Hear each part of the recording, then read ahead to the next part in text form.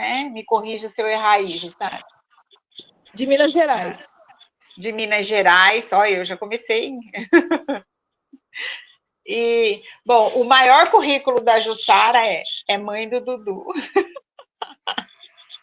Quando eu falei para ela assim, é a mãe do Dudu, ela falou assim, isso chega primeiro, né? Bom, a Jussara é autora de livros, né? E seja muito bem-vinda, Jussara, falar um pouquinho sobre a sua experiência, né, das peculiaridades da adoção interracial. Aqui no nosso estado, a maioria das crianças que estão nas instituições de acolhimento são pardas, né? Na região de Dourados, a gente tem um grande número de crianças indígenas, assim como nós temos em outras cidades também aqui do interior, como aqui da Uana, né, Miranda. Então, eu acho que falar de adoção interracial, né, a gente vai falar muito da nossa realidade. Então, seja bem-vinda, né, o microfone é seu. Muito obrigada. Bom, primeiramente, boa noite, pessoal. Eu estou muito feliz de estar aqui com vocês hoje. Eu sempre fico muito feliz de receber convite. Olha, gente, que responsabilidade, meu Deus. Gente, já deu, eu vou embora. Quando eu vejo que tem alguém com um livro no meu na mão. Teve um dia, antes de eu começar a me apresentar, teve um dia que eu fui falar na universidade aqui com os alunos de psicologia. Aí abriu para pergunta no final e tal. Foi esse ano, em maio. Aí abriu para pergunta, eu lá, sentada em cima da mesa, feliz, conversando, falando língua de jovens e tal, achando que eu estava abafando. Aí a menina levantou a mão e tal. Sério, posso fazer uma pergunta? Eu falei, pode. Mas por que no seu livro você fala tal coisa? Eu falei, cara, é sério isso? Você tá me confrontando? Aí ela começou a rir, eu falei, agora eu tô com medo, agora eu vou sair correndo. Aí eu respondi que ela tinha perguntado, você ela tem uma outra parte do seu livro que você fala, olha, você pensa mais no livro do que eu. Enfim, agora que eu já fui desestabilizada, vamos recomeçar. Tô brincando, eu fico super feliz, eu fico realmente emocionada, é uma responsabilidade gigantesca entregar algo que é tão perene na mão das pessoas sem saber onde vai parar. Eu fico muito feliz quando isso acontece, dá um medinho bom quando isso acontece. Mas vamos lá. Eu estou muito feliz de estar aqui com vocês. Eu sempre fico muito satisfeita de chegar em lugares para falar com pessoas que normalmente não me escutam, que normalmente, às vezes, não me conhecem, por mais que hoje eu esteja à frente da GAD e que eu tenha livros e que as pessoas, né, às vezes acompanham pelo Instagram, acompanham por rede social e sabem quem é a mãe do Dudu, porque o Dudu sempre chega antes mesmo. Às vezes nunca me ouviram falar e eu gosto de conversar, eu não gosto de palestra, eu gosto de conversa. Eu nunca digo que eu vou palestrar num grupo de apoio à adoção, eu digo que eu vou conversar num grupo de apoio à adoção, eu vou conversar nos ambientes, eu vou conversar com o pessoal na universidade, porque eu acho que é sempre uma troca. E essa pessoa que acabou de entrar aí, vocês estão vendo pelo sobrenome que é igual ao meu, minha mãe, Olímpia, minha mãe já me escutou, fora de brincadeira, tirando as nossas conversas normais, a minha mãe já me escutou 985 vezes. Tudo que eu vou falar, minha mãe fala, coitada, né? Ela não aguenta mais ouvir. Mas cada vez é de um jeito diferente, porque eu gosto que as pessoas deem o tom da conversa. Então, por isso, eu até falei com a Lídia hoje mais cedo, à medida que vocês forem tendo colocações, dúvidas, perguntas, qualquer coisa, vocês podem mandar pelo chat e eu vou pedir o pessoal para... Eu não vou conseguir acompanhar o chat, mas eu vou pedir o pessoal para me interromper na hora, porque às vezes é algo que, se deixar para o final, vai perder o contexto, a gente não vai ter tempo de aprofundar, não vai ter tempo de falar, e às vezes uma pergunta muda totalmente o ritmo da nossa conversa. A última foi assim e foi maravilhoso. A gente vai falar... Bom, sou a mãe do Dudu, estou na presidência da GAD, estive por 3 gestões à frente do GRAAL, Grupo de Apoio à Adoção aqui de Uberaba também. Sou analista do Ministério Público, onde eu não trabalho com adoção, não trabalho com infância, trabalho com meio ambiente, não tem nada a ver. A minha formação ela é em Direito, mas eu tiro todo o juridiquês das conversas que eu tenho. Então, vocês não vão me escutar falando artigo de lei, citando jurisprudência aqui na nossa conversa, tá? A nossa conversa é um bate-papo, é para ser simples, a ideia é que seja simples mesmo, e a ideia é que todo mundo participe. Por todas as pessoas que estão agora com a câmera aberta, e eu acredito aqui que eu esteja falando com pretendentes à adoção, pessoas que estão se habilitando, pais para adoção, né? Normalmente é esse o nosso público. Eu posso ver que nós temos aqui uma maioria de pessoas brancas. Lídia já passou ali o panorama de que na região, né, vocês têm uma maioria de crianças e adolescentes pardos e indígenas também. Não é uma característica só da região de vocês. Se a gente pegar um recorte numérico dos dados do SNA, nós vamos ver que nós temos uma maioria esmagadora. A última vez que eu olhei estava beirando 80% de crianças e adolescentes negros. O que são negros nessa classificação? Pretos e pardos. A gente fala de raça, a gente fala de cor de pele, né? Raça negra, pretos e pardos na cor de pele. Eu não preciso dos dados do SNA, porque esses dados não existem, para dizer que nós temos, do outro lado da moeda, uma maioria de pretendentes à adoção que são brancos. A gente tem esses dados empiricamente participando de reuniões de grupo de apoio à adoção no Brasil inteiro. É fácil a gente ter esse recorte. E por que é assim? Por que é assim? A gente vai voltar muitos e muitos séculos e vai ver o quanto várias pessoas acabaram ficando à margem da sociedade. E a nossa conversa aqui, ao invés de durar 1 hora, vai durar pelo menos 1 mês para a gente conseguir tentar justificar o que não tem justificativa, tentar colocar dados aqui que não são explicáveis.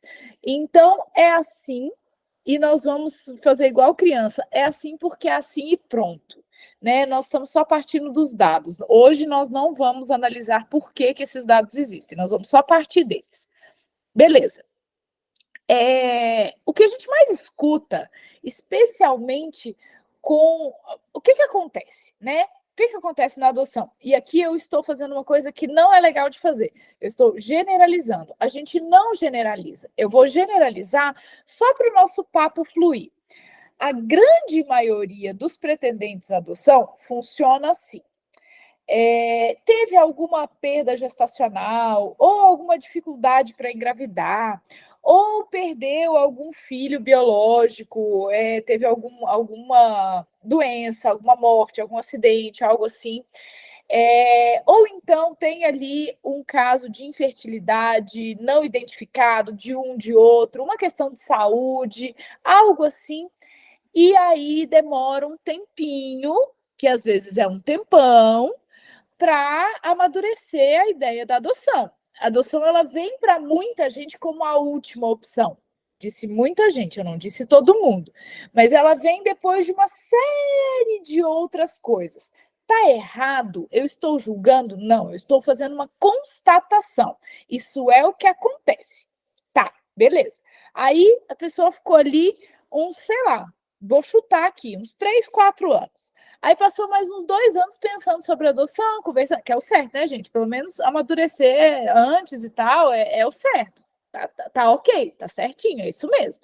Não é fazer o trem de supetão porque apareceu na novela, não. O negócio é amadurecer, conversar, frequentar grupo de apoio à adoção, assistir live e tal. Será como é que é esse negócio aí de adoção mesmo, né? Entender que rolê que é esse. Tá. Aí passou ali mais uns 2 anos, lembra? Eu falei de 3 lá atrás, né? Às vezes tentando engravidar, às vezes, né? Num luto e tal. Aí mais 2 amadurecendo, nós já temos 5.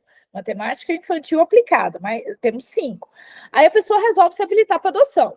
Aí fica mais 1 ano se habilitando para adoção.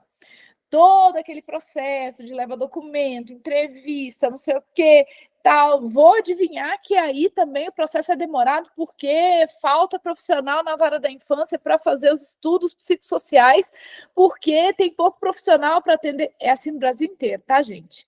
É assim no Brasil inteiro. Aí tem mais a preparação, que em cada lugar acontece de um jeito, tem lugar que é uma palestra. Aqui em Uberaba são 9 encontros de 2 horas vivenciais. 9, quinzenais. As pessoas passam um semestre fazendo preparação. E outra, começou a turma, não entrou naquela turma, sua determinação para inclusão nas oficinas de preparação saiu 1 semana depois, você vai esperar o próximo semestre para começar. É assim que funciona aqui. E eu passei por essa preparação e acho que ela é indispensável, maravilhosa. E aí fica lá 1 ano para se habilitar, e aí ela acha que na hora que ela se habilitou, a criança tem que chegar no dia seguinte. Afinal de contas, foram 3, mais 2, mais 1. Já tem 6 anos. E a pessoa ainda fala assim, tem 6 anos que eu tô na fila. Pera, calma. Calma. Não tem 6 anos que você está na fila, você acabou de entrar. Agora você entrou, né? Tem 6 anos que você está nesse processo e tal. Vamos identificar cada fase do rolê para que as coisas fiquem no seu lugar. E aí ela escuta dizer que a maioria das crianças e adolescentes que estão ali cadastrados no SNA e que têm a sua determinação para colocação em família adotiva são negras, pretas e pardas. Não vou tratar da questão indígena, porque não é uma questão de conhecimento meu, é uma peculiaridade de vocês, mas que também entra por aproximação em muito do que eu vou trazer aqui na minha fala. Aí acende aquela luzinha, sabe aquela luzinha de desenho animado? Assim, ó, tive uma ideia, já sei. Não é a maioria?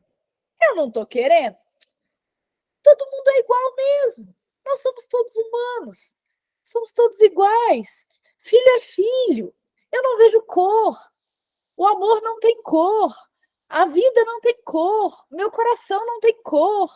Então, já sei. Nem vou falar de faixa etária, nem vou falar de grupo de irmãos. Da noite para o dia, vai lá e fala assim: eu aceito todas as etnias. É isso. Não tem nenhuma diferença. Sem pensar a respeito. Tá. Tudo para esse filho chegar mais rápido. O filho vai chegar mais rápido? Muito provavelmente. Se tinha ali uma questão racial que era uma limitação e ela deixa de existir, a gente sabendo que tem muito mais criança e adolescente que se encaixa nesse perfil mais aberto, muito provavelmente esse filho vai chegar mais rápido. Tá. E aí agora a gente vai pausar esse filme e eu vou fazer uma pergunta para vocês. Aqui tem o trem do joinha? Tem o trem do joinha igual tem no Zoom? Eu não sei se aqui tem. Eu não sei. Só façam assim com a mão. Ah, tem ali, ó. Tem o trem do joinha, sim. Eu não sabia. Então, é o seguinte. Eu vou perguntar. Olha, tá todo mundo fazendo joinha. Calma, gente. Não façam joinhas agora. E aí o negócio ainda explode. O joinha ainda explode. Legal, né? Mó legal esse negócio. Eu participei de uma reunião esses dias que o joinha explodia. Eu falei, nossa, foi aqui, então. Vou fazer uma pergunta para vocês. Eu quero que responda com joinha, mas assim, sejam muito sinceros, tá? Por favor. Vocês já ouviram falar em letramento racial? Quem já ouviu, manda um joinha aí para mim. Um joinha, 2 joinhas. 3 joinhas. Mãe, você pode mandar joinha, mãe, você sabe. Obrigada, mãe. 4 joinhas. Temos 4 joinhas. Temos 5 joinhas. Quem leu meu livro tem que saber. Temos 6 joinhas. Nossa Senhora, eu ia falar, meu Deus, o que eu fiz? O que eu fiz de errado? O que eu não escrevi nesse negócio, né?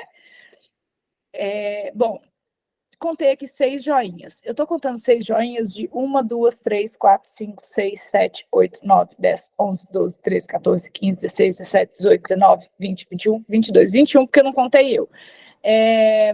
21 pessoas, nós temos 1/3 que sabe o que é letramento racial.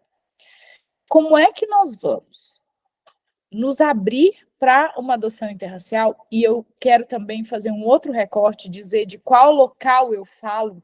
Eu falo do local de mãe branca de um menino negro, porque quando é o contrário, as dificuldades elas são, com certeza, ainda maiores, mas elas são diferentes.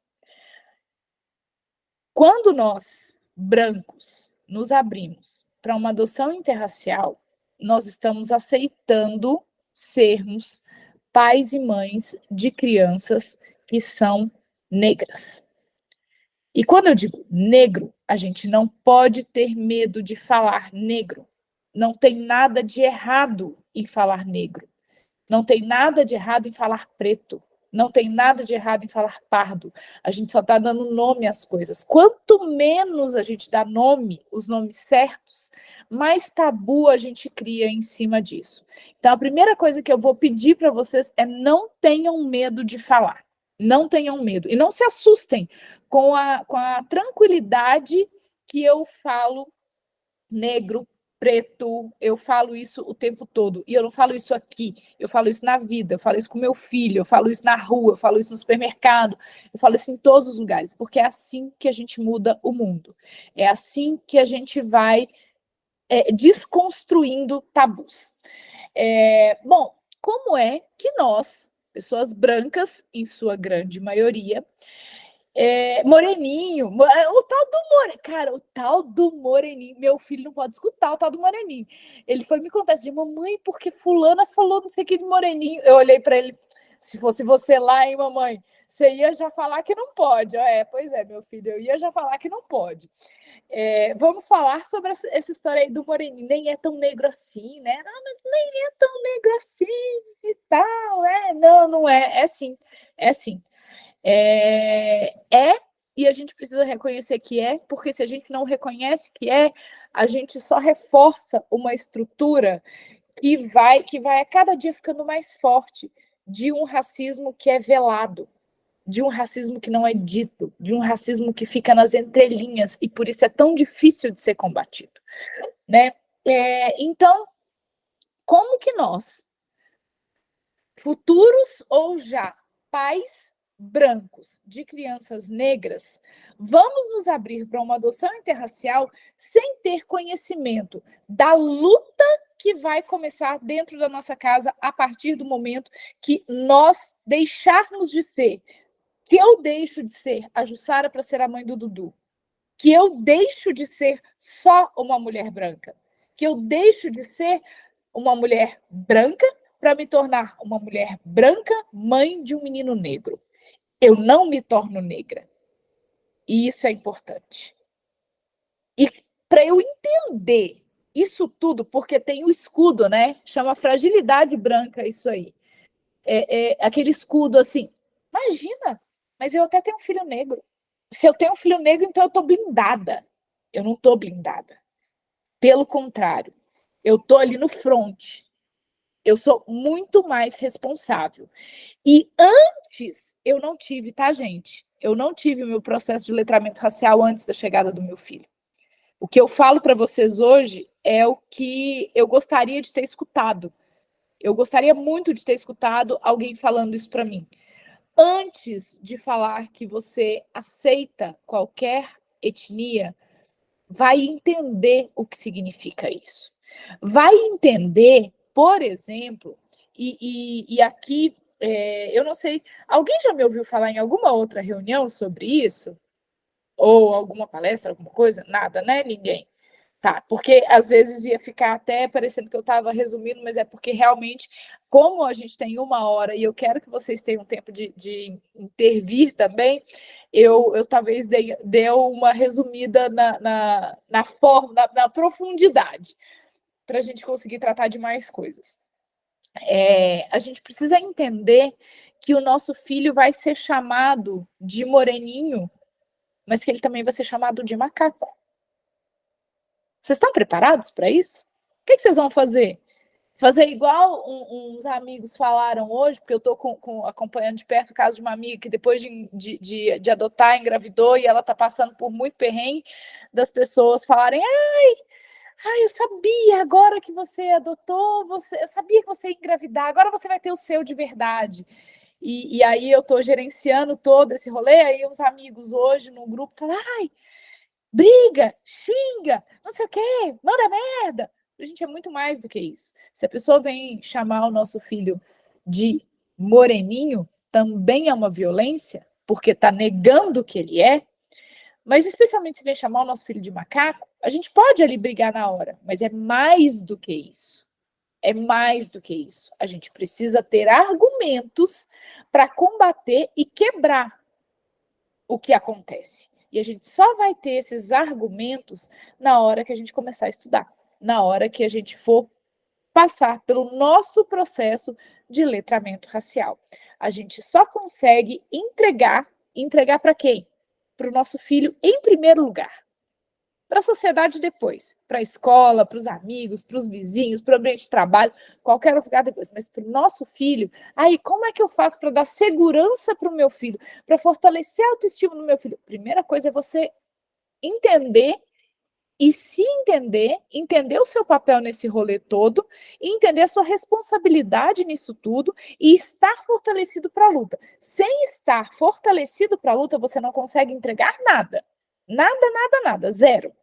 Então, o processo de letramento racial é um processo. Letramento é estudo, né, gente? A gente fala, porque fulano é letrado. Fulano é letrado. Vocês já escutaram? Fala isso aí, porque por aqui a gente fala que fulano é letrado. O letramento racial ele é um estudo de quê? De raças. Aí você fala assim, da raça negra, de todas. Vocês já pararam para pensar que o branco também é uma raça? Não, né? Porque a gente acostumou a não ser uma raça. A gente acostumou a ser o quê? O padrão. O padrão. Para que eu vou pensar que eu sou uma mulher branca se eu sou o padrão? Se o que não é o padrão é o diferente de mim, é o negro. Então, quando eu falo de raça, eu vou estudar o quem? O negro. Por que eu vou estudar o branco se o branco é o padrão? É o padrão de beleza, é o padrão de lugar de poder, é o padrão de protagonismo, é o padrão de agora está sendo quebrado, princesa da Disney, é o padrão de herói, de super-herói, é o padrão de tudo, padrão de capa de revista, padrão de propaganda, de desfile de moda, padrão de tudo. E quando vem um negro nesse lugar de destaque, a gente fala que ele é exótico, a gente fala que aquilo lá é uma coisa, nossa, que coisa diferente. E por que ele não pode estar ali, naquele lugar? E por que ele não pode ter sua beleza reconhecida e não como uma coisa exótica? Se a gente não pensa que nós não só temos uma grande responsabilidade, mas que a responsabilidade é nossa pela bagunça que a gente reclama que existe no mundo, a gente não consegue dar o primeiro passo. Vou falar do que eu estou dizendo. Vocês concordam comigo que o racismo existe? Concordam comigo que o racismo existe? Vocês se consideram parte de uma estrutura racista? Quem já. Se eu perguntar, vocês são racistas? Eu vi uns não aí. Acontece que a gente é. A gente é o tempo todo. E quando eu falo que a gente eu não estou falando que a gente chama o Vinícius Júnior de macaco no estádio de futebol. Não fica gritando mono, mono. Não é isso que eu estou dizendo. O que eu estou falando é que quando a gente olha um negro muito bem vestido, de terno, num carro, um SUV preto, daqueles até blindado. Esse cara é o quê? Motorista, segurança. Por que ele não pode ser o dono do carro? Essa é uma atitude racista que nós temos todos os dias. Passou um menino branco e passou um menino negro, os dois de capuz do meu lado. Para quem que eu vou segurar a bolsa? Para o menino negro. Eu estou sendo racista quando eu faço isso. Ai, Jussara, imagina, mas o racismo é quando eu falo. O crime é quando você ataca. Mas a estrutura, ela é o tempo todo. E se eu não fizer nada? Eu, pessoa branca, não fizer nada. Nada disso que você está falando. Ainda assim, você está sendo beneficiado o tempo todo pelo que Cida Bento nos ensina, que chama Pacto da Branquitude. Não, eu não assinei nada. Não assinei pacto nenhum. Não coloquei meu nominho lá. Você não precisou. O fato de você nascer uma pessoa branca já te coloca anos-luz à frente de uma pessoa negra em igualdade de condições. Em igualdade de condições de competir. Porque o branco é o padrão. Porque o branco, ele tá ali nesse lugar de destaque. Então, na hora que eu pergunto, o racismo existe? Uhum. Você é racista? Tem um livro que chama Racismo Sem Racistas. Maravilhoso esse livro, inclusive. É isso. E o racismo no Brasil, eu li algumas vezes isso já, ele é um crime perfeito. Ele é um crime perfeito porque na hora que você aponta o racismo, a pessoa que está sendo racista, ela fala, imagina, foi uma brincadeira, foi um mal-entendido. Não é bem assim. Olha só, agora eu estou sofrendo retaliação porque eu fiz um comentário. Era só uma liberdade de expressão. E agora tá todo mundo contra mim. O jogo vira. E o jogo vira e vira de verdade. Porque aí o negro ele é silenciado. E o branco é colocado nesse lugar de colo, de cuidado, de ser cuidado. Né? Então, primeiro passo para quando a gente vai querer abrir o nosso perfil para aceitar crianças ou adolescentes negros é entender o que significa isso. É entender que nós, quando trazemos eles para dentro da nossa bolha branca, nós precisamos ter algumas responsabilidades e todas elas decorrem de um ponto importantíssimo: enxergar a cor. Eu não sei se vocês assistiram This Is Us. Inclusive, ontem estava todo mundo postando, porque ontem era o aniversário dos gêmeos, né? Dos trigêmeos. This Is Us, para quem não viu, é um seriado, tá no Amazon Prime inteiro, já acabou, todas as temporadas estão lá, e tem no Star Plus também. Que conta a história, vou ser muito breve aqui, porque eu também não vou ficar dando spoilers, de um casal branco que ela estava grávida de trigêmeos, e quando foi dar à luz, um dos bebês morreu no parto, e o médico, muito sentido com aquilo, sugeriu que eles adotassem, e inclusive eu escrevi um artigo sobre isso, porque essa adoção ali, sugerida pelo médico e tal, a gente precisa entender que isso é errado e precisa falar para as pessoas que não são da adoção, que isso é errado, porque senão as pessoas ficam achando que a adoção acontece desse jeito, né? Um bebê negro tinha sido deixado no hospital no mesmo dia, e o médico falou, aquela luzinha, né? Tive uma ideia, vocês iam voltar para casa com 3 bebês? Voltem com 3 bebês, adotem o Randall, que é o menino negro, e assim eles fizeram, e assim foi feito, voltaram para casa com o menino. Então são trigêmeos, 2 brancos, um negro e um casal branco cuidando desses 3 aí. E tem uma cena em que o Randall, eu acho que está na 5ª temporada isso, ele está num campo de golfe com o pai, o Jack, e ele começa a argumentar que ele não se sente pertencente àquele ambiente ali do campo de golfe. E o pai minimizando e tal, e aí ele fala, você não está entendendo, isso aqui é um lugar que eu acho que eu não poderia nem pisar, né? Que normalmente as pessoas iguais a mim, elas não podem pisar aqui. E o pai fala, não, imagina, mas eu não vejo, eu não vejo cor em você, eu vejo meu filho. E ele fala, se você não vê cor, então você não me vê. A gente precisa partir daí. Abandonar o discurso de não vejo cor é o primeiro ponto. Se eu pudesse vir aqui hoje, se eu tivesse 40 segundos para falar com vocês e ir embora, eu ia falar, gente, abandonem o discurso de não vejo cor. Vejam cor, nomeiem as cores, entendam o que as cores significam.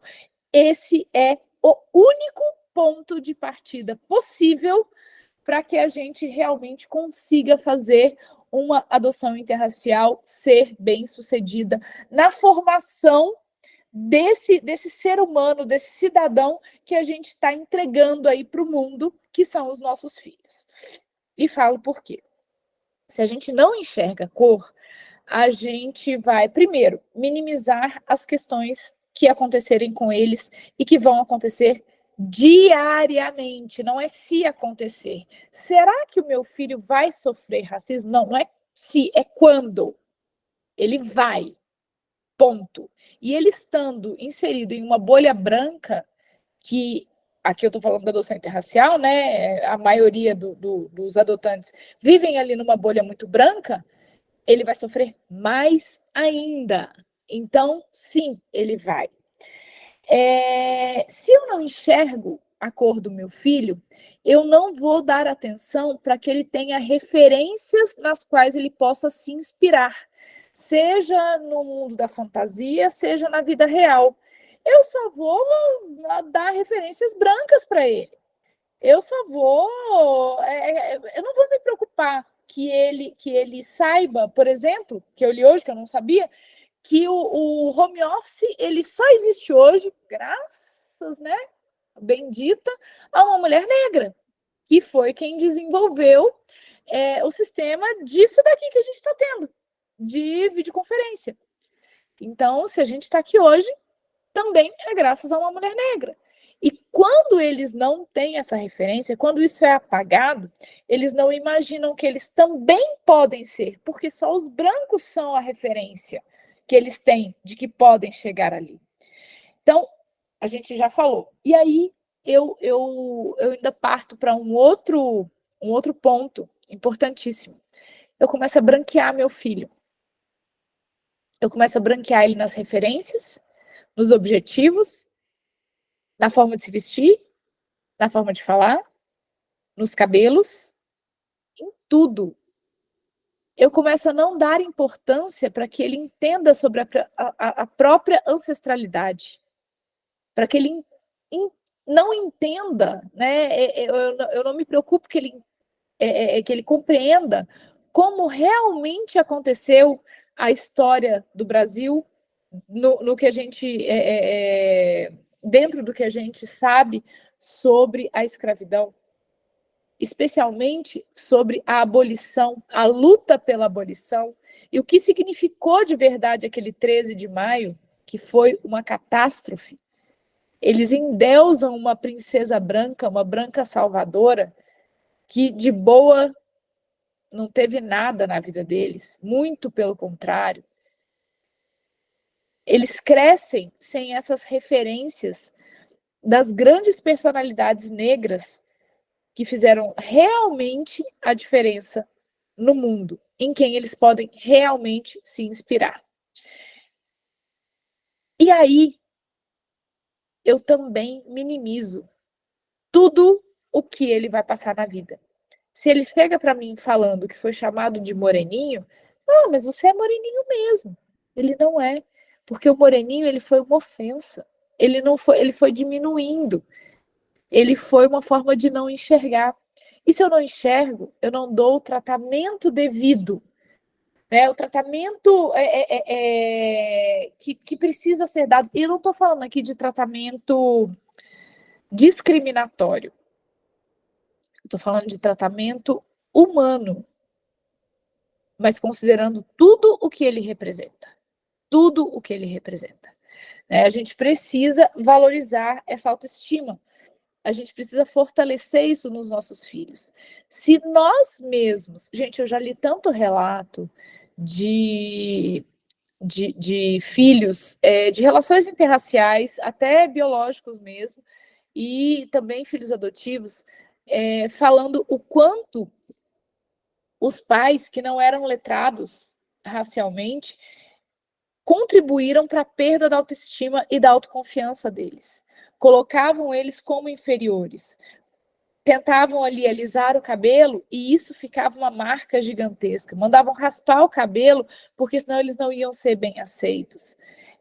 Ficavam prendendo o nariz com o prendedor de roupa para o nariz afinar, porque senão não ia conseguir um bom emprego.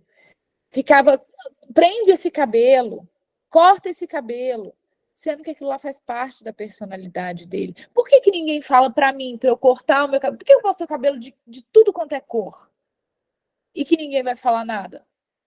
Eu era loira, voltei pro cabelo da minha cor, ninguém falou nada. E por que uma pessoa negra, quando ela trança o cabelo, ela às vezes toma uma portada na cara numa entrevista de emprego? Se eu quiser sair com meu cabelo todo de trança, eu posso. E ninguém vai fazer nada. E ninguém vai falar nada. E a gente precisa estar preparado para os nossos filhos passarem por isso. Costumo usar uma Jussara, Oi. Você me permite dar um exemplo Claro. que eu ouvia há muitos anos atrás, né? De uma criança que tinha sido adotada por um casal branco e ela perguntava para eles todos os dias quando é que ela ia ficar branquinha como eles, né? E eles nunca quiseram falar para ela que ela era filha por adoção. Então, né, eu acho que de tudo isso que você está trazendo aí, a gente vê a gravidade de certas situações, né? Como, por exemplo, falar que não, a criança indígena é preguiçosa mesmo, né? É preguiçosa porque é indígena, né? Então, assim, você está trazendo aí coisas que a gente vê no dia a dia e que são situações muito graves e que a gente vai minimizando como se isso não fosse realidade, não fizesse parte da realidade. Eu tenho uma amiga negra que ela todos os dias me traz coisas, né, de situações que ela vivenciou durante a infância e que a gente vê, né, ainda hoje. Então, assim, eu acompanho muito de perto essa situação porque ela me traz esses dados diariamente. E essas pessoas adultas, elas estão começando a falar agora. Elas viveram violências durante anos, durante décadas, micro e macro violências no dia a dia e não falaram. Elas estão começando a falar agora porque agora ficou legal falar de raça. Ficou legal falar de racismo. Ficou cool falar de racismo. Porque agora a mídia mostra. Porque agora a mídia vai lá e coloca uma câmera num caso de espancamento dentro do Carrefour, por exemplo, e aí as pessoas querem ficar chocadas todas na manada na rede social. Mas e as microviolências que a sua amiga sofre? Alguém fica chocado com elas? Alguém levanta a mão para poder defender ela, brigar por ela, que não vai ter like em rede social? Mesmo assim, agora ela tem coragem de falar a respeito, porque muita coisa passou. As próprias pessoas que sofriam racismo, elas deixavam isso, não, ninguém vai dar atenção mesmo, ninguém vai, não vão me dar crédito, então deixa passar. É assim mesmo, funciona desse jeito mesmo. O sistema é assim.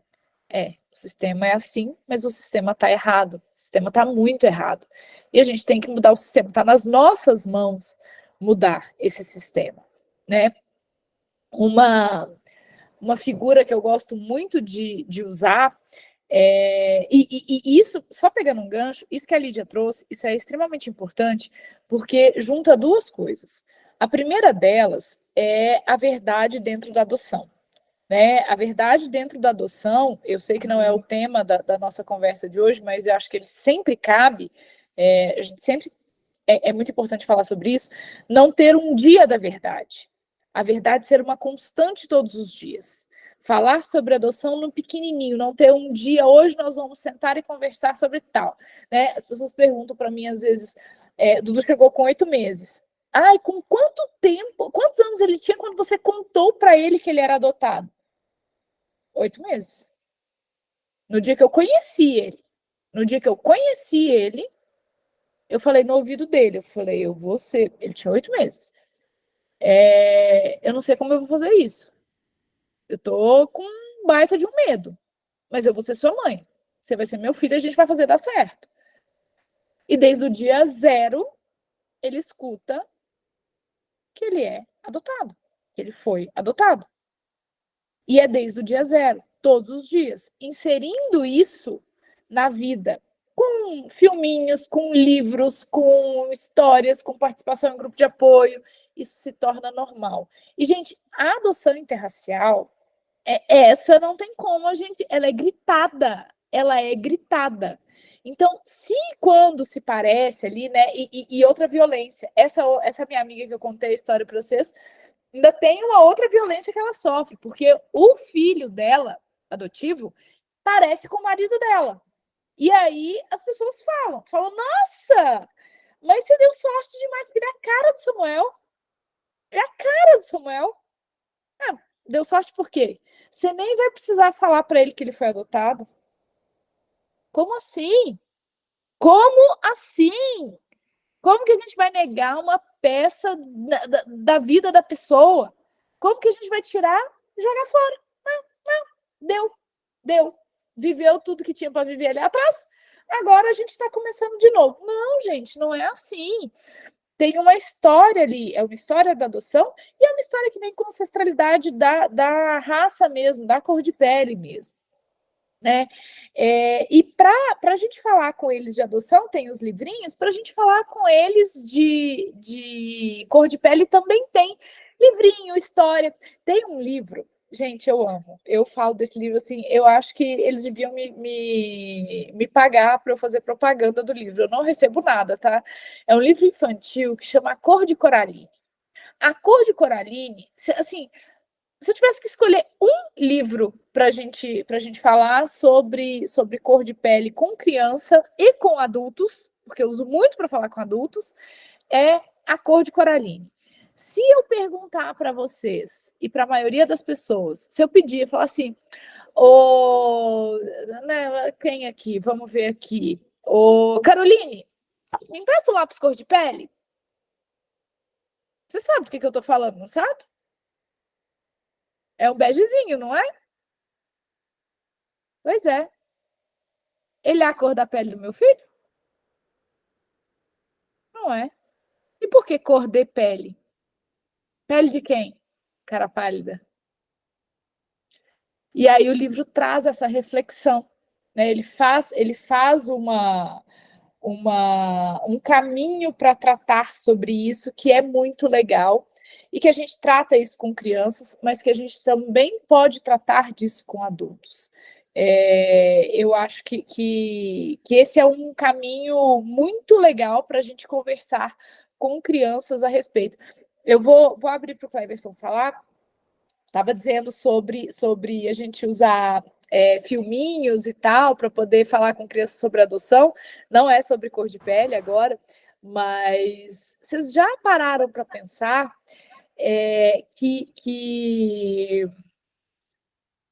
como é que chama? Meu malvado favorito, Minions. Meu malvado favorito traz a história de uma adoção monoparental de grupo de irmãs mais velhas. Cara, olha que material maravilhoso para a gente trabalhar com criança e com adulto. Mas olha que material maravilhoso que a gente tem e passa batido. Né? Cleverson, pode falar, fica à vontade. Eu estou de olho no relógio, tá, gente? Tranquilo. Jussara, fizeram uma pergunta aqui, é o seguinte, como incluir um filho na sua raça sem tirá-lo da nossa? Foi a pergunta da usuária que está com o nome de MF e Serviços Digitais. Ela contou a narrativa dela aqui, né? E até adaptou também a história da minha irmã também. Minha irmã mora no Rio Grande do Sul, ela é morena, só que um pouquinho mais clara do que eu, e meu cunhado, ele é loiro, né? E ela foi buscar os filhos na escola e acharam que a minha irmã era empregada e veio buscar as crianças, que as crianças são tudo branquela, né? E teve esse problema, né? Eu não entendi a pergunta, ficou ruim o som. Você repete para mim, por favor? Está colocando aqui, como incluir um filho na sua raça sem tirá-lo da nossa? Tá, incluir ele sem tirar da nossa. Muito, acho que muito pertinente, muito difícil e muito simples ao mesmo tempo. Eu acho que colocando as diferenciações do enxergar a cor. Enxergar a cor é: eu te vejo, eu te enxergo, isso daqui faz parte da sua ancestralidade, isso daqui faz parte de quem veio antes de você, isso daqui faz parte de quem veio antes de mim. Eu posso compartilhar do seu mundo e você também pode compartilhar do meu. Para além de tudo isso, sim, somos todos humanos. A gente não é para abandonar isso, porque tá errado, nós não somos humanos. Somos, gente, né? Somos, sim. Mas a gente precisa colocar as diferenças. Então, como que a gente vai incluir? Por incrível que pareça, diferenciando. O meu mundo é esse, o seu mundo é esse, esses mundos se conectam. Então, por exemplo, no quarto do meu filho tem só livro de adoção e questões de raça, questões de negro. Não, tem de tudo, mas também tem muitas coisas ligadas à raça. Muitas coisas. Eu tenho história da África recontada para crianças. Eu tenho ali coleção Black Power, que a gente lê sobre líderes negros, né? Do mesmo jeito que a gente lê sobre líderes brancos, que a gente aprende, porque a história que aprende na escola é a história contada pelos vencedores, a história contada pelos brancos. Então, ele estuda lá na escola o 13 de maio para estudar comigo o 20 de novembro, quando ele lê a história do Luiz Gama, quando ele lê a história de Dandara, quando ele conhece os heróis negros da abolição, dentro de casa, lendo toda noite comigo. E ele leva isso para a escola, vocês morrem de rir. A professora de história dele, ela fica de cabelo em pé. Ainda bem que ela veio falar comigo, assim, ela é professora dele, tem 2 anos. Na primeira semana de aula do ano passado, ela pediu para eles procurarem no dicionário o significado de, eu acho que era dominação, alguma coisa assim. E aí ele falou: tia, você está falando de escravidão? E aí ela falou: Dudu, a gente vai chegar lá e tal. Aí ele começou a dar uma aula sobre escravidão para ela e tal. E ela me mandou uma mensagem, falou: Jussara, eu tô em pânico. Eu falei: não, Camila, tá certo. Ele vai te dar um pouco de trabalho, eu vou te dar uns livros e tal, por você trabalhar com a turma, porque ele estuda bastante isso dentro de casa. E foi ótimo, porque ela conseguiu desenvolver bem com a turma sob uma outra perspectiva. E aí eu trago também. Foi respondido? Respondi sua pergunta? Respondi? Eu trago aqui a nossa responsabilidade enquanto pais brancos de crianças negras dentro da escola. A gente precisa cobrar da escola, a gente precisa ser a mãe e o pai chato, que vai cobrar da escola, que existe uma lei lá de 2003, tem 20 anos, 20. Quem entrou na escola naquela época já saiu da escola, já está quase saindo da faculdade. Que obriga as instituições de ensino a incluírem transversalmente o estudo sobre a cultura, sobre os costumes das populações afrodescendentes. 10.639, de 2003, para quem tiver interesse em conhecer a lei. Sabe como que as escolas fazem isso? Estudando 13 de maio, 20 de novembro e, às vezes, 21 de março. Você sabe o que é 21 de março? Não, né? É o dia contra a discriminação racial. Só o pessoal do movimento negro fala disso. Nem na escola, que só fala... Mas, assim, nem o 20 de novembro a escola gosta muito de falar, mas agora é feriado, né? É feriado aí para justificar que é feriado, num monte de lugar.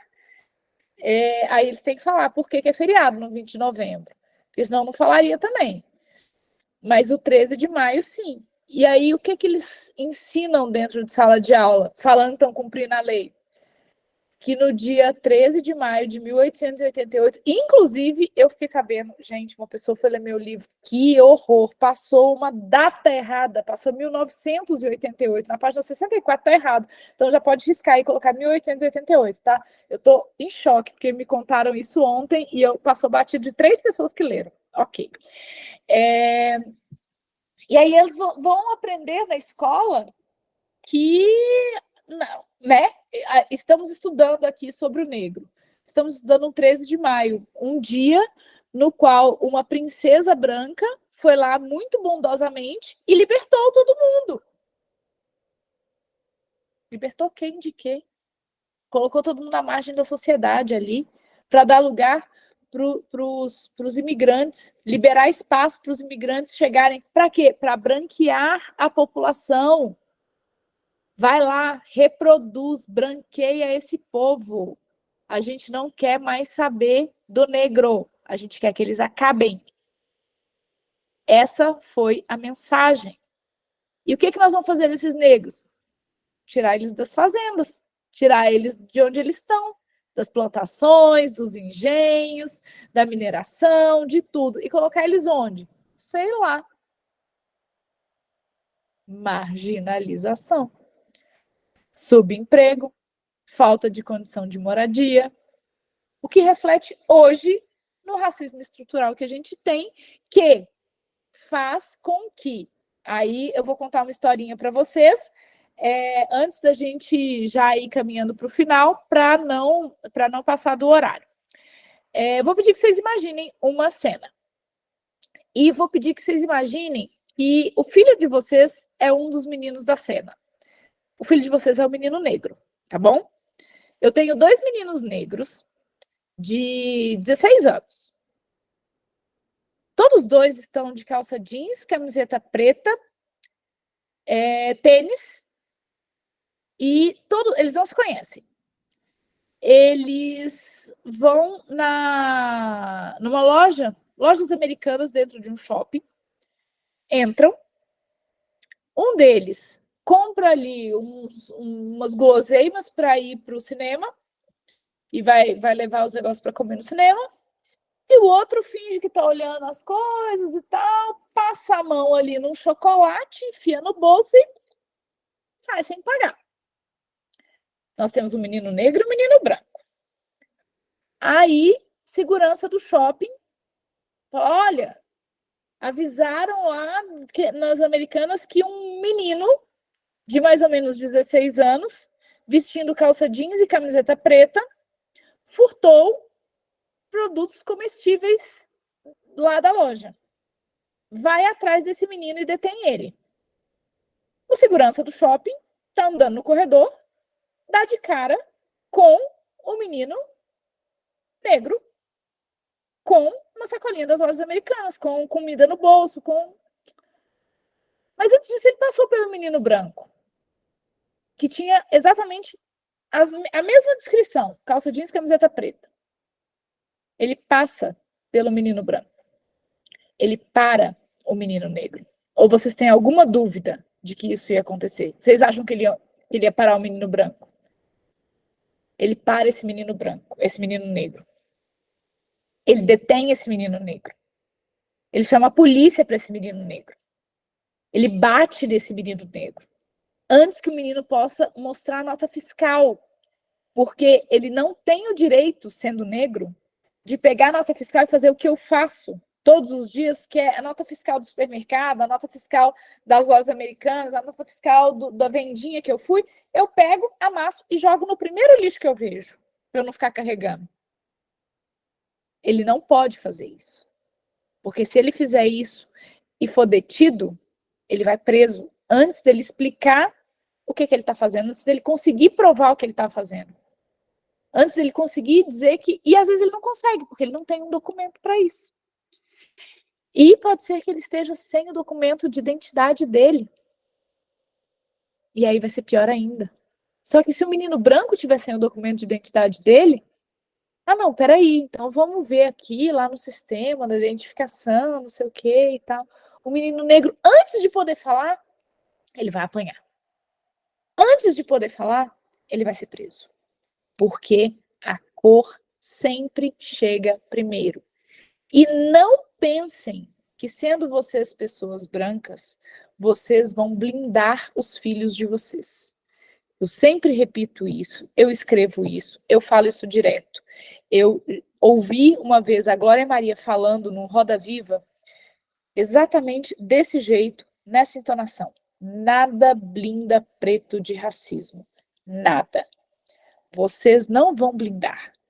A única coisa que vocês podem fazer, e isso é muito, é se fortalecer para serem a fortaleza dos filhos de vocês, que vão sofrer. Isso é fato, e vão sofrer longe de vocês. O que vai acontecer perto vai ser um nada. Vocês não vão colocá-los numa bolha.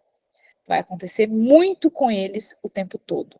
Então, o meu pedido, não é nem a minha dica, o meu pedido, conselho fosse bom, já não dava, né? Vendia. E caro, eu não estou dando conselho, eu estou pedindo. Estudem. Letramento racial é estudar. Por onde que eu começo? Por vários lugares. A internet está cheia de coisa legal, está cheia de porcaria também, mas está cheia de coisa legal.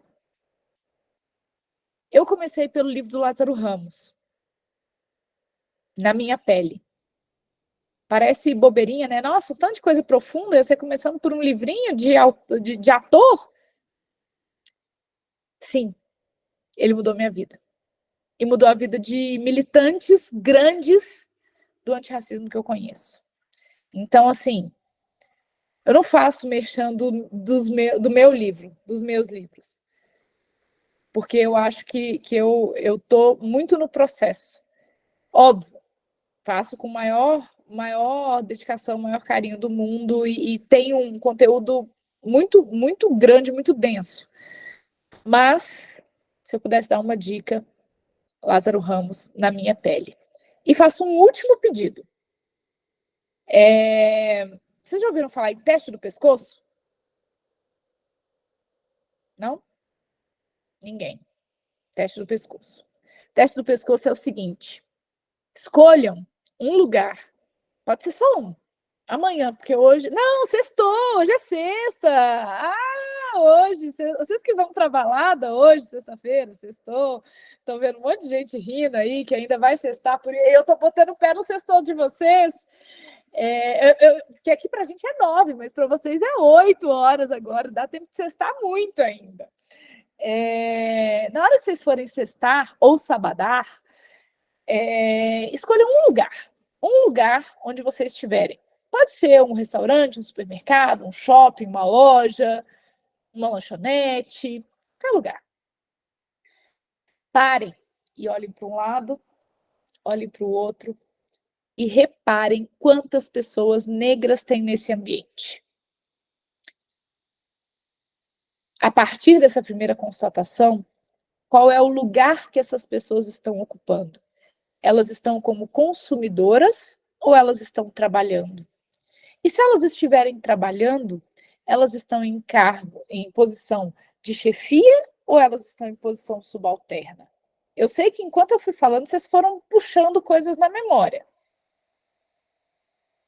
Façam esse exercício uma vez, 2 vezes, 3 vezes, todos os dias.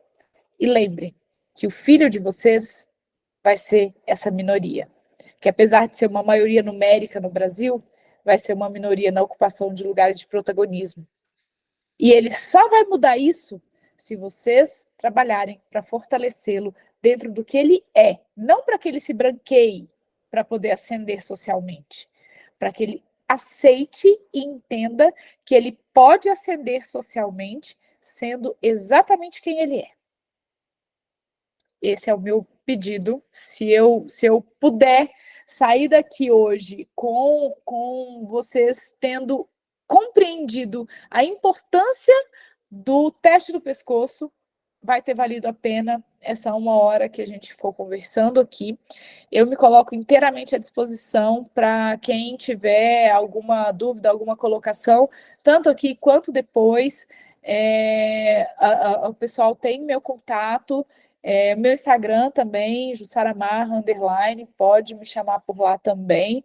E a gente segue todos os dias conversando, a gente segue construindo junto. É só assim e só falando cada vez mais que nós vamos conseguir mudar um pouco dessa realidade que a gente vive e que é responsabilidade nossa, porque se nós queremos um mundo diferente para os nossos filhos que vão chegar, depende da gente mudar o que a gente vive todos os dias. Obrigada, pessoal. Jussara, eu queria aqui mais 10 horas. Meu Deus, teve uma hora que eu me emocionei até, realmente foi maravilhoso. Você tem uma história linda, assim. Quem não segue ela, gente, vai lá, eu coloquei o @ dela aqui no chat, realmente vale a pena mesmo. A Lídia, ela precisou sair, né, 15, 20 minutinhos antes, mas ela mandou um recadinho, deixou um grande abraço para você, agradeceu, né, por ter aceitado, e que você teve uma fala maravilhosa, né, infelizmente ela precisou sair, né, sextou.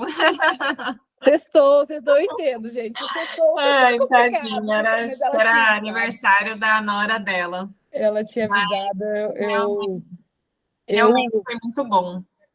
Eu fico muito feliz de poder estar aqui, de poder trocar com vocês. Alguém tinha levantado a mão, se quiser falar. Gente, eu adoro quando vocês falam. Pode falar. Alguém tinha levantado, eu não vi quem foi. Não. Eu acho que não, eu acho que era o Cleverson aquela hora, acho que não. Realmente a gente tem essa regrinha aqui, né? Para não extrapolar das 20 horas, tá? Sim. Não, eu fico completamente à disposição. Camila, muito obrigada. Pessoal, vocês que eu segurei no sextou até agora vocês podem ir com tarefinha para casa, tá? E sempre que... Anotei tudo aqui. Já vou mandar lá no grupo todas as indicações de livro, tudo. E sempre que quiserem algo, que precisarem de algo, eu estou à disposição. Ai, gente, olha lá, eu fico muito... eu fico assustada, sabe? A verdade é que eu fico assustada pra caramba. É uma responsabilidade muito grande que a gente entrega.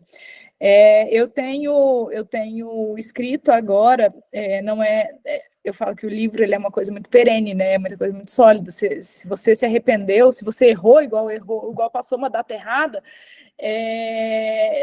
o negócio fica lá. Né? Mas eu tenho escrito textos curtos agora para Isto é Mulher, a gente tá começando ainda, mas eu tô falando sobre isso, sobre adoção interracial, sobre racismo, então sempre tem texto novo. O meu Instagram era fechado, agora eu abri justamente para que a gente possa chegar a mais gente falando a mesma coisa e compartilhando o que a gente quer que mude, né? Eu acho que não tem outro jeito, a gente realmente precisa escolher como vai lutar.